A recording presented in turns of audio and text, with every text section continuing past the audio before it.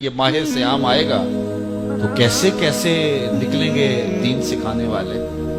اب تو سارا سال جو لوگوں کو ڈانس سکھاتے ہیں رمضان میں وہ دین سکھانے آ جاتے ہیں، اور کیسے کیسے روپ اور کیسے کیسے چہرے جو ہیں وہ میڈیا کے اوپر بیٹھے وہ سارے دین سکھا رہے ہوتے ہیں، لیکن کوئی ایک بھی نہیں سیکھ پاتا، اس لیے کہ دین لفظوں سے نہیں سکھایا جاتا، دین عمل سے سکھایا جاتا ہے۔ میرے اور آپ کے آقا و مولا کی ظاہری زندگی اس دنیا کے اوپر جو حضور گزار کے گئے ہیں کتنی ہے؟ 63 سال، 40 سال تک حضور نے اعلان نبوت ہی نہیں کیا۔ یار کسی کی ذمہ داری ہے پوری دنیا کے اوپر اسلام غالب کرنا، حضور کا یہی کام تھا نا، پوری دنیا کے اوپر اسلام کو غالب کرنے کے لیے آئے تھے، اور تیزی کے ساتھ وقت گزر رہا ہے، 40 سال گزر گئے، ابھی تک دعوت دین ہی نہیں دی، اعلان ہی نہیں کیا۔ کہا محبوب 40 سال تک تیرے کردار کا سحر ان کے سینوں میں، ان کی روحوں میں اتر جائے، پھر آپ بولیں گے تو پھر کردار کی چمک اور روشنی اتنی ہوگی تیری بات کا انکار نہیں کر سکے۔ تو 40 سال تک حضور کے کردار کی چمک لوگوں کو جو ہے وہ اپنی طرف بلاتی رہی، اور پھر 40 سال کے بعد حضور نے جو ہے وہ کوہ صفا پہ سب کو بلایا اور بلا کے کہا لوگوں اگر میں کہوں کہ اس پہاڑ کی دوسری جانب سے ایک لشکر آ رہا ہے جو تمہیں کچل کے رکھ دے گا تو میری بات مان لو گے؟ انہوں نے کہا نظر نہ بھی آیا تو کہیں گے ہم اندھے ہیں تم سچے ہو۔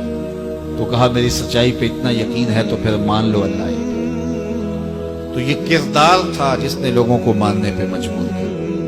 حضور آگے بڑھے تو کچھ لوگوں کو دیکھا کہ ان کی زبانیں لوہے کی کینچیوں سے کاٹی جا رہی ہیں اور ان کے جبڑے بھی کاٹے جا رہے ہیں، پھر صحیح ہو جاتے ہیں پھر کاٹے جا رہے ہیں۔ جبریل امین سے حضور نے پوچھا یہ کون لوگ؟ تو عرض گزار ہوئے ہاؤلاء خطباء الفتنہ، یہ آپ کی امت کے فتنہ پرور خطیب ہیں جن کی زبان سے نکلتے ہوئے انگارے قوم میں آگ لگا دیتے تھے اور لوگوں میں تفریق، تشدد اور افتراق کے بیچ ہوتے تھے۔ یہ منبر اور محراب کی ذمہ داری انتہائی حساس ذمہ داری ہے، یہ خلق خدا کی اصلاح اور امت محمدیہ کو جوڑنے کا ذریعہ ہے، اس سے لوگوں کو بدی سے نکال کر کے نیکی کا راستہ دکھایا جاتا ہے، لیکن اس حساس منصب کو جو نہیں سمجھتے اور اس کو اپنی خواہشات نفس کے مطابق جو منبر و محراب کو استعمال کرتے ہیں ان کے لیے اتنی سخت وعید کی گئی کہ قیامت کے دن ان کی زبانیں لوہے کی کینچیوں سے کاٹی جائیں گی، ان کے جبڑے کاٹے جائیں گے، پھر صحیح ہوں گے، پھر کاٹے جائیں گے، یہ مسلسل ان کو عذاب دیا جائے گا۔ تو حضور نے پوچھا کہ کون ہیں؟ تو کہا یہ آپ کی امت کے فتنہ پرور خطیب ہیں۔ اللہ اکبر، جو کہتے تھے ان کا اپنا عمل اس پہ نہیں تھا، تو اپنا عمل جب خود ہم اس پہ نہیں رکھیں گے تو وہ اثر انداز نہیں۔ بعض لوگ ہمارے پاس آتے ہیں جناب یہ بچہ ہے اس کے لیے دعا کر دیجئے، یہ نماز پڑھے۔ چلو میں نہیں پڑھتا، ہم نہیں پڑھتے، یہ تو پڑھیں۔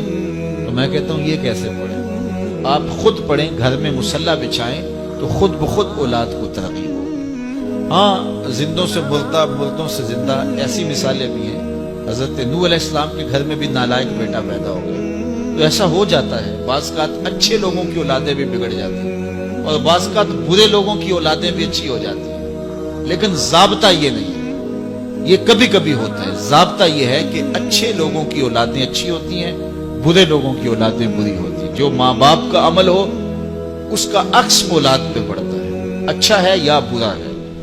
اس لیے ماں باپ کو عملاً اپنے رویے خوبصورت بنانا چاہیے تاکہ وہ منعکس ہوں اولاد میں۔